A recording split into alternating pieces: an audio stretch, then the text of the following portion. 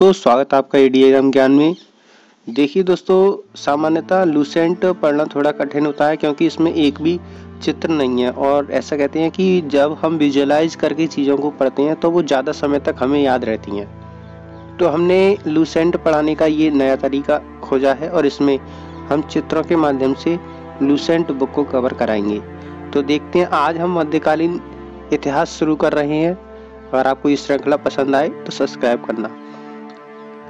मोहम्मद बिन कासिम के नेतृत्व में अरबों ने भारत पर पहला आक्रमण किया। अरबों ने सिंध पर 712 ईस्वी में विजय पाई थी। अरब के पास सिंध पर दाहिर का शासन था। भारत पर अरब वासियों के आक्रमण का मुख्य उद्देश्य धन दौलत को लूटना तथा इस्लाम धर्म का प्रचार प्रसार करना था। महमूद गजनी 932 ईस्वी में अलप्तगीन नामक तुर्क सरदार गजनी साम्राज्य की स्थापना की, जिसकी राजधानी गजनी थी। अलप्तगीन की मृत्यु के पश्चात गजनी में प्रतिगीन का शासन हुआ। इसी के शासनकाल में सर्वप्रथम भारत पर आक्रमण किया गया था। प्रथम तुर्क आक्रमण के समय पंजाब में शाही वंश का शासक जयपाल शासन कर रहा था। अलप्तगीन का गुलाम तथा दामाद सुबुक्तगीन 977 ईस्वी में गजनी की गद्दी पर बैठा। महमूद गजनी सुबुक्तगीन का पुत्र था, जिसका जन्म 1 नवंबर 971 ईस्वी में हुआ था।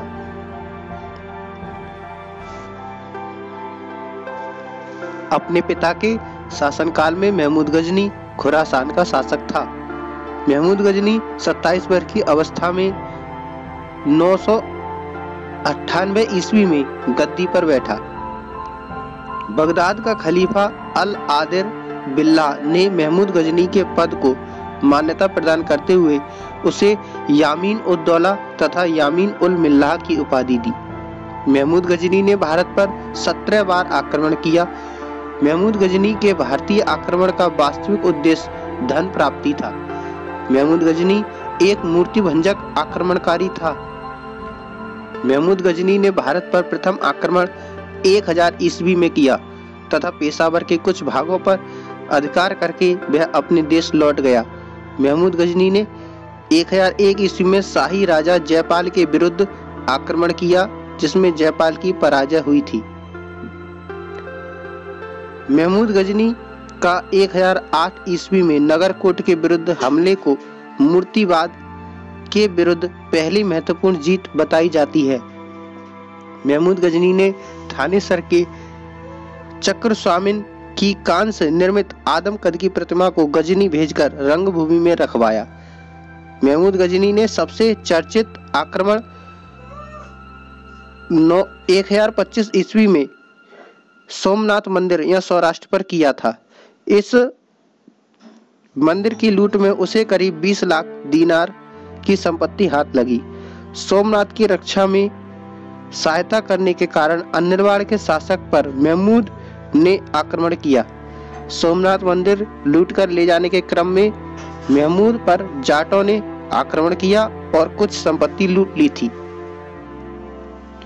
महमूद गजनी का अंतिम भारतीय आक्रमण 1027 ईस्वी में जाटों के विरुद्ध था। महमूद गजनी की मृत्यु 1030 ईस्वी में हो गई थी। सुल्तान की उपाधि धारण करने वाला प्रथम शासक महमूद गजनी ही था। महमूद की सेना में सेवंदराय एवं तिलक जैसे हिंदू उच्च पदों पर आसीन थे। अलबरूनी, फिरदौसी, उतवी तथा फारूकी महमूद गजनी के दरबार में रहते थे। इसके बाद जो अगला टॉपिक है वो है मोहम्मद गौरी। तो मोहम्मद गौरी के बारे में है कि गौर महमूद गजनी के अधीन एक छोटा सा राज्य था। 1173 ईस्वी में शहाबुद्दीन मोहम्मद गौरी गौर का शासक बना। इसने भारत पर पहला आक्रमण 1175 ईस्वी में मुल्तान के विरुद्ध किया था। मोहम्मद गौरी का दूसरा आक्रमण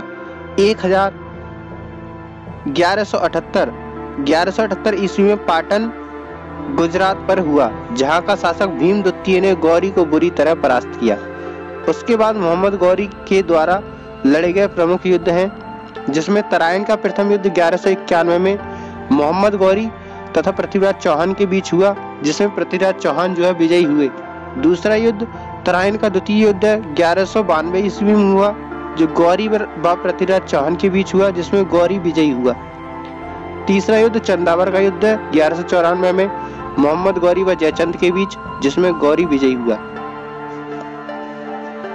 तराइन के प्रथम युद्ध में पृथ्वीराज चौहान का सेनापति स्कंद था। मोहम्मद गौरी भारत के विजित प्रदेशों पर शासन का भार अपने गुलाम सेनापतियों को सौंपते हुए गजनी लौट गया। मोहम्मद गौरी की हत्या 15 मार्च 1206 ईस्वी को कर दी गई थी। उसके बाद अगला आता है सल्तनत काल, उसे हम नेक्स्ट वीडियो में करेंगे।